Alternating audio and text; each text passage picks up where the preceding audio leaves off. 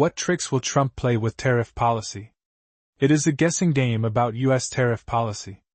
This is Alpha, a random reflection on the life of an ordinary investor. There are many subjective assumptions, errors, and loopholes. Please point out the direction. At the beginning of his second term, Trump could not wait to wield the tariff stick, and this time the scope of the attack was global. There are frequent plot twists. When will this kind of gameplay end? Before discussing this topic, let's first review some of the tariff policies that have been implemented since Trump's second term. First, an additional 10% tariff on all imports from China.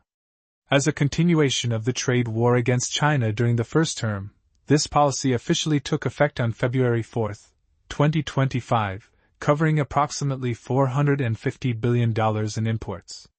This is an estimate based on trade volume in 2024. The reason is to combat drug influx and intellectual property rights issues. On March 4, 2025, the tariff on all imports from China will be further increased to 20%.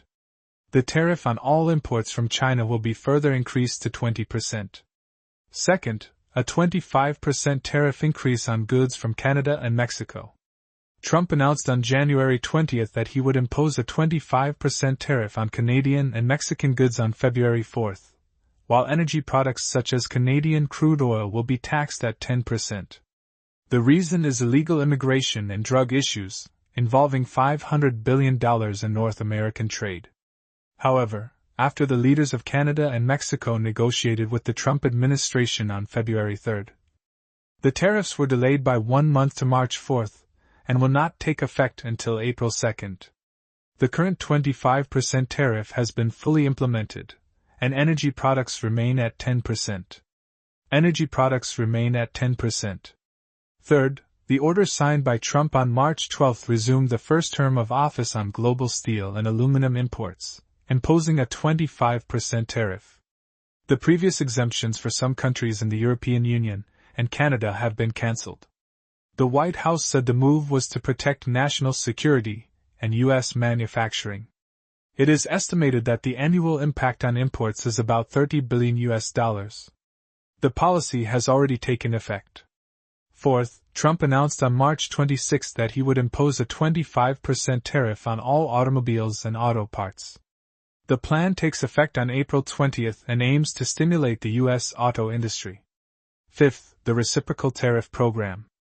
On February 13, Trump requested a personalized tariff plan for 15% of trading partners. It will be implemented on April 2 based on the report of the Ministry of Commerce and is expected to cover China, India, the European Union, and other regions. We already know the result. The financial market greatly underestimated the scope and policy intensity of the reciprocal tariffs. The stock market, bond market, and foreign exchange market were all hit hard, and market fluctuations can be described as earth-shaking. After nearly a month of evolution, reciprocal tariffs have evolved from a one-to-many scenario to a situation of confrontation between China and the United States. This is an inevitable direct collision between the world's two largest economies and the countries with the largest trade imbalances. But beyond this, the United States and other countries seem to be moving towards a détente, and the tariff war has finally entered its fourth movement. The script of reciprocal tariffs is actually an open one. Trade balance is the goal of the United States, so the protagonists of this drama are naturally the countries with the largest trade deficits and trade surpluses. From this point of view, China has long recognized the motives of the United States, while the United States has underestimated Beijing's temper. In addition, some policies are being planned. The first is that if the BRICS countries challenge the status of the US dollar, they will face a 100% tariff. What are the BRICS countries? Brazil, Russia, India, China, South Africa.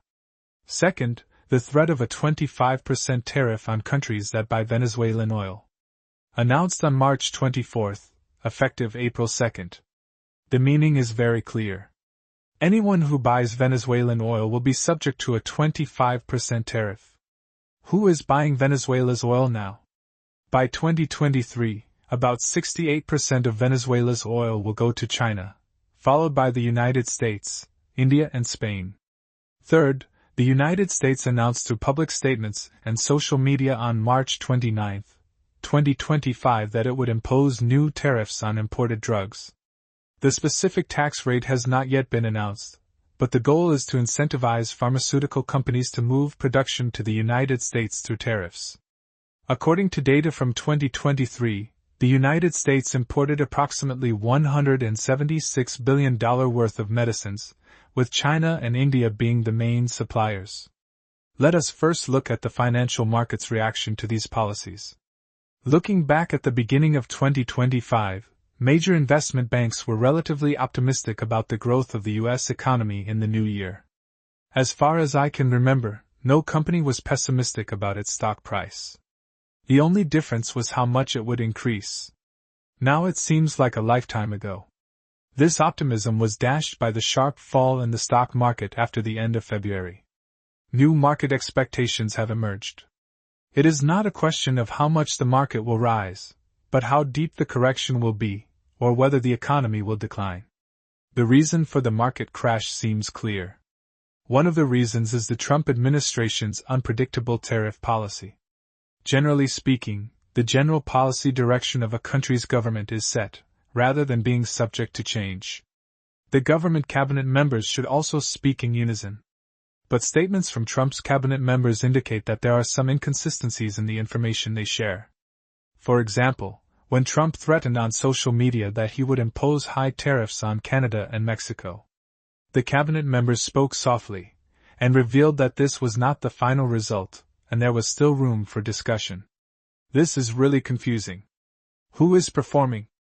There is no doubt that the final right of interpretation of the Trump administration's policies can only be held by Trump himself. But his speech style is full of variables, exaggerations, and huge misleading. In this regard, it is like playing bridge, you cannot let others know your real cards. As a master of negotiation strategy, Trump is unlikely to give up this advantageous project of his. But this makes it difficult for traders in the market to constantly figure out Trump's true thoughts. It also makes it difficult for Federal Reserve officials to make clear interest rate policies. Falcon, chairman of the Federal Reserve Bank of New York, said the Fed's current moderately restrictive monetary policy is still applicable to the current rapidly changing environment full of uncertainty. In a speech on economics, Falcon made a very vivid analogy. The current U.S. economy is not only facing a difficult forecast situation, but also a dense fog with zero visibility, and requiring drivers to pull over and turn on their hazard lights.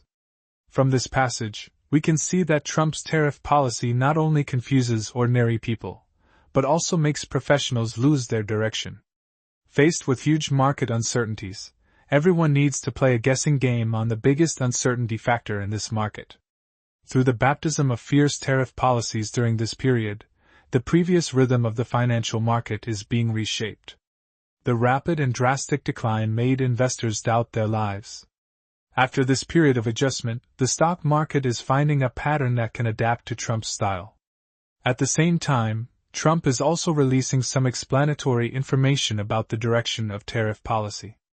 Based on some known clues, we also join this guessing game. Let's first savor some of Trump's original words. First quote.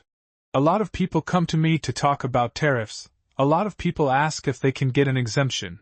But once you open an opening for one person, you have to open an opening for everyone." Second sentence. "But the word flexibility is important. Sometimes it is flexible, so there will be flexibility, but it is basically equal." The third sentence. "April 2nd will be the day of liberation for America. We have been taken advantage of by every country in the world, both friend and foe." From the above words, based on my personal speculation, I feel some complex and subtle information. First of all, the scope of the crackdown is very broad, and the policy is equal for all countries. No country can be exempted unconditionally. Second, the policy is still flexible and can be more equal to some countries. What does reciprocal tariffs mean? I guess it's the goal of trade balance. Third, put morality aside and interests in the middle. Stop using morality and civilized values to hold the United States hostage. Stop using moral standards and civilized values to hold America hostage. Trump won't buy it. Okay, let's stop here for now. We'll continue next time.